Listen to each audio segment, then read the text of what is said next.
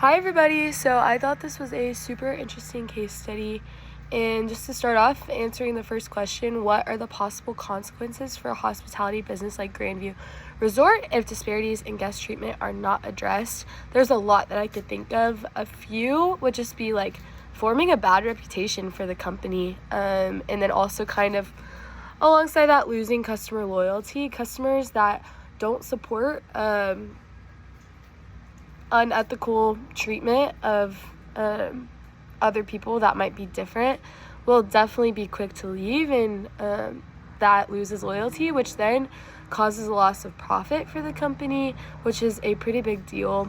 Another possible consequence that I thought of would be like lower morale among the employees who might feel mistreated or might feel like they belong to a group of people that are being mistreated, or even that just are empaths and feel really strongly about the people that are mistreated. And so if an employee isn't passionate about the cause of the company, then they're not going to work well, which once again leads to lower production, lower profit, lower customer satisfaction, and all the things. Moving on to the second question, what ways do societal stereotypes and personal experiences shape staff interactions with guests?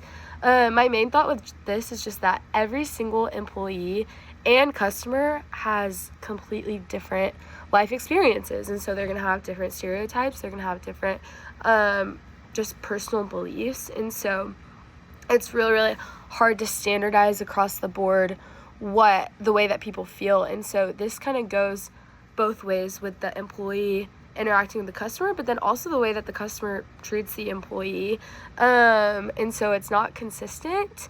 But one thing that companies could do is implement trainings that just raise awareness of like, hey, you might not even know you feel this way or act this way towards this specific people group, but like, let's make you aware, so that way in turn you can just be cautious in how you treat someone of this group.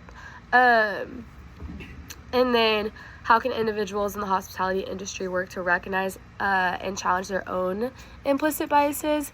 My first thought was Chick-fil-A. Their like go-to is that they always say my pleasure, my pleasure, my pleasure. And I really like the standardization because everyone might have those personal biases that they don't even know about.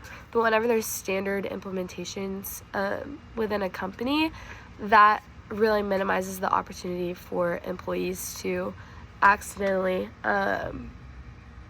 be biased one way or the other, whether it's positive or negative. And so something like my pleasure, that's not changing and consistent, could be a really good implementation. So